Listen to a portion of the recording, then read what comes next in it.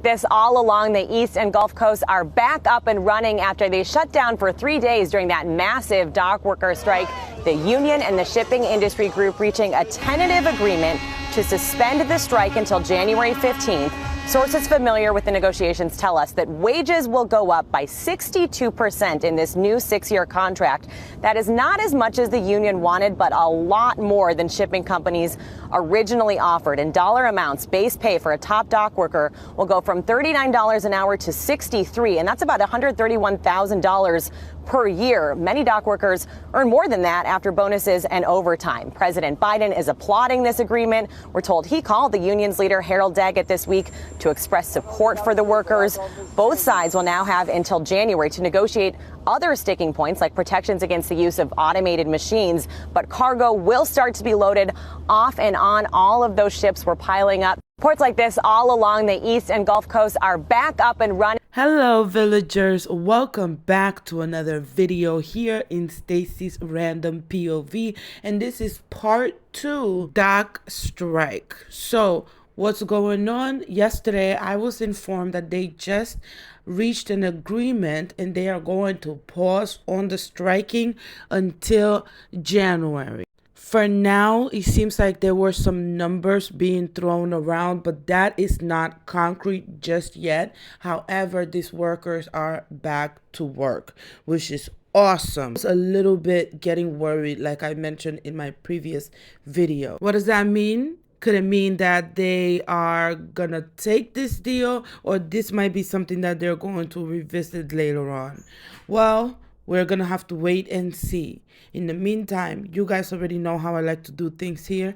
I got together more news clippings, so stick around. I got more commentary. Are we still going to have the need for as many jobs in 5 years or 10 years as we do now, given the rise of automation and the rise of robots, frankly, that... And it's just so sad how cavalier he sounds, talking about, are we even going to have these problems? Aren't robots going to be doing these jobs?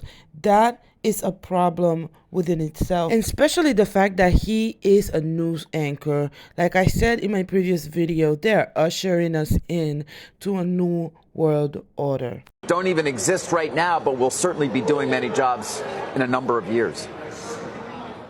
Yeah, I mean, I think every, I don't know, like several years, there's a conversation about this. And I think one of the, realities is that in many countries, like, you mentioned in, the port in Rotterdam, in many countries, people aren't as afraid of what's going to happen with automation because there's so much attention to job security, right? We care about about people, and that's something that this president has made very clear in his executive order around artificial intelligence, that we want... The president cares for now because they still need us. Once they replace us, they will be siding with the robot. AI to make sure that it is secure and responsible when it comes to workers too. And in the specific issue of the ports and the longshoremen, the fact that they have a voice makes a really big difference. We're seeing that in all kinds of industries now. We saw it with the writers and the actors, right? We're seeing it with hospitality workers, where there's a union and where workers can have input into what happens. The outcomes are really good for everybody. We're not going to live in a world where where machines dominate. I have a feeling this woman is being paid to say this, and she's going to eat her words. Sooner or later, she will eat her words. The other issue is that, sometimes that raises national security issues. All of those things are important parts of the conversation.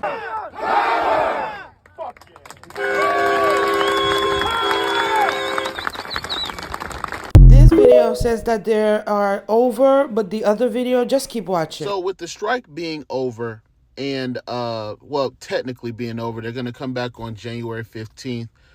Boom, chaka-laka laka. There it is. It's not over. They'll be back January 15th. To iron out some more details. They found the guy who organized the strike's house. All right. And so they took a picture of it. This is like a sky view of his house and what he has, like a Bentley convertible, things like that. And people on Twitter think this is a got you moment. Number one, this man's like 60, 70 years old, okay? He's probably been a longshoreman for his entire life, okay? yeah, he accumulated some money. I don't know what y'all thought this was. And let's even go back, right? Let's go back to SAG's strike. Were there not millionaires out there striking with the average actor and actresses so that they can get other things outside of money? I agree with what he said. Just because this longshoreman has a nice home, well, don't forget, we're talking about people who gets paid $250,000 a year, especially when they do overtime.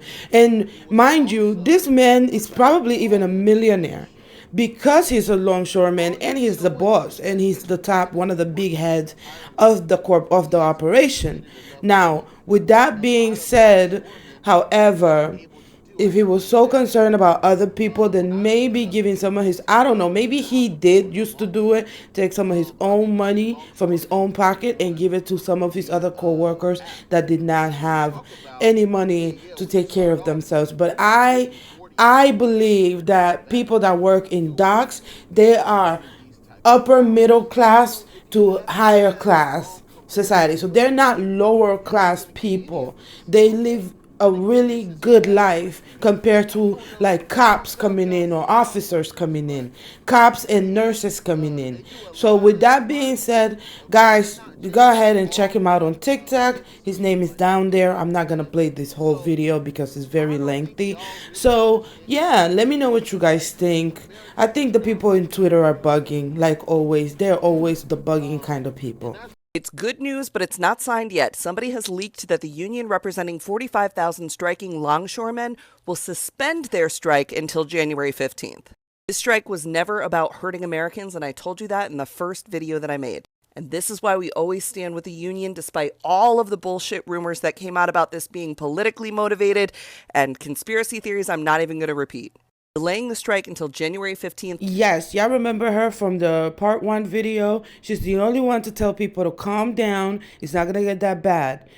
And she was right. She had a point. Puts it after the election, after Christmas, and gives folks a little bit more time in the union to negotiate with these. So yeah, we basically have a little more time to stock up on stuff because this might come back and resurface again 2025. CEOs. These CEOs also know that the ILA is not messing around. They did it, they'll do it again. Now, according to this source, the longshoremen are going to start work again immediately.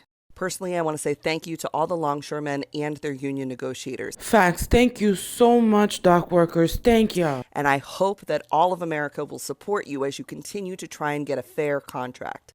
I also want to thank President Biden for not getting involved in shutting down the strike the way that he did with the railroad workers. But the number one thing I'm feeling right now is relief because my DMs were full of parents who were worried about getting internationally shipped baby formula. Don't forget what this moment felt like, though, and support the ILA in their quest for a fair contract. I like this lady. She always talks facts and always so cool. U.S. port workers reach a deal to end strike immediately with an agreement for 62% pay raise, increasing their wages from $39 to $63 per hour. But that's insane, bro. 39 was already good. 63?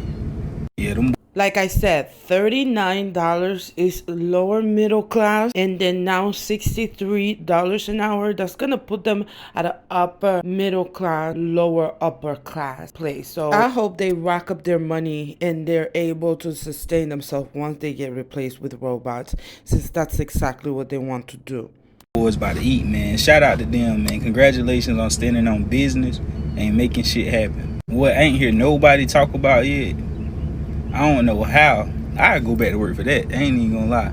But I don't know how this right here didn't spark a strike worldwide immediately after seeing the outcome of what these port workers expected. It goes to show, without you. Yeah, but remember, these workers are essential and they see to it that all the trafficked children get to the place that they need to get to so them to continue to traffic them. These businesses cannot thrive. So these grocery store workers, these fast food chain workers, these working at these plants, if everybody was to come together and go on strike, these companies making millions of dollars per day, some making millions of dollars a month, a year.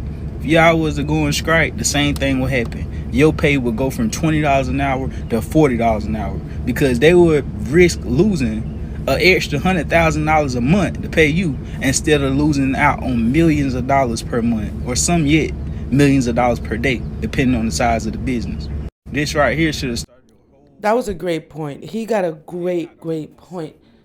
If we manage to get together, because essentially we already know that what these people want is more productivity, less complaint, less dealing with human problems, human emotions. So let's not forget that. We can't just all walk out and start protesting, because at the end of the day, that's just going to be in our own detriment. And they will be more willing to hire more robots than to having to deal with us. So food for thought.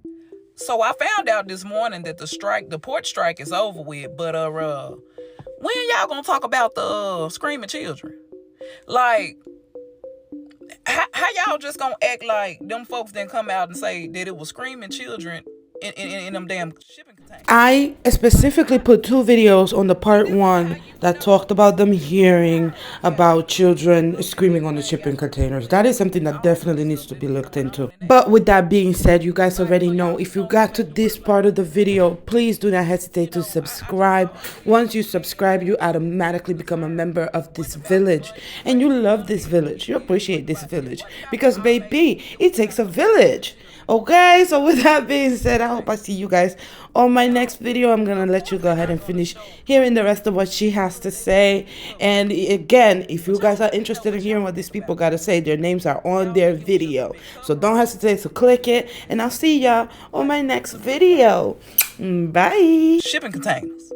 Like, see, this is how you know the higher ups got something to do with this. The government and everything got something to do with all of this stuff that is going on. And they, like, so y'all just gonna go back to work like nothing happened. You know, I just saw a video of a man saying that his biggest concern wasn't about the money, the raise, none of that. It wasn't about the automation. It was about those screaming children in those containers. Now, of course, they're not gonna show proof, because they want to keep it covered up. But y'all let me know what y'all think about this. Do y'all think it was just a big cover up, or do you think it's something deeper? Like, what do y'all think?